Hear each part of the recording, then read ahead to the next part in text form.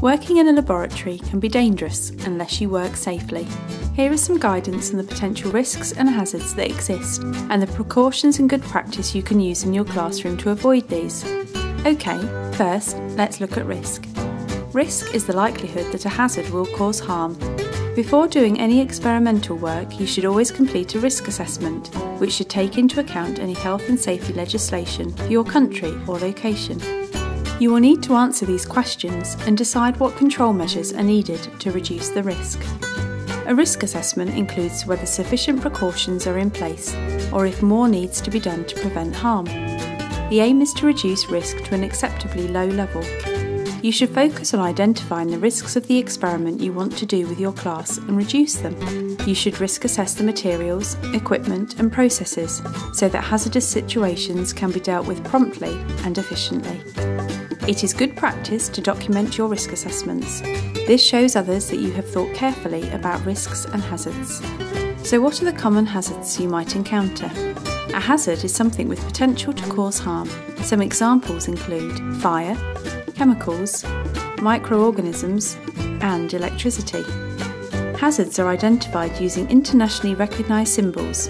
Some examples include corrosive, moderate hazard, health hazard, acutely toxic, flammable, oxidising and hazardous to the aquatic environment.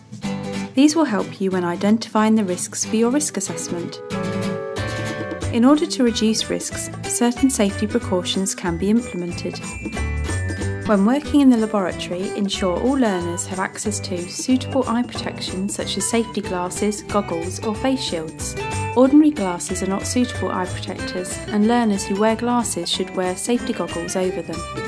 Lab coats protect clothing and skin from coming into contact with chemicals used. Any loose clothing should be tucked into the lab coat securely. If lab coats are unavailable, ask learners to ensure loose clothing is secured by other means. For example, ties can be tucked into shirts. You should also ensure that learners tie long hair back. Ensure that no one eats or drinks in the lab, especially when working with foodstuffs. Also, be mindful of any allergies learners might have. When demonstrating, you might require a safety screen separating the experiment from the learners. If you don't have access to a safety screen, ensure that your learners are a suitable distance away from your demonstration.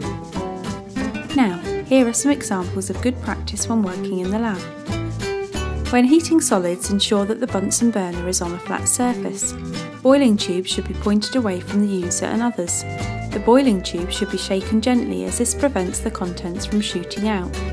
Always place hot objects on a heat-proof mat and store hot test tubes in a rack.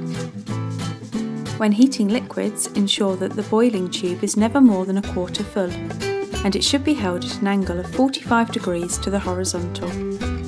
It is important to remember when heating flammable substances, you don't heat it directly with a naked flame. Instead, use a hot plate to heat a water bath if available.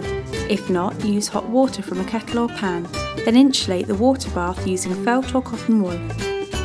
If you intend to heat solids or liquids that are mixtures, gases might be released.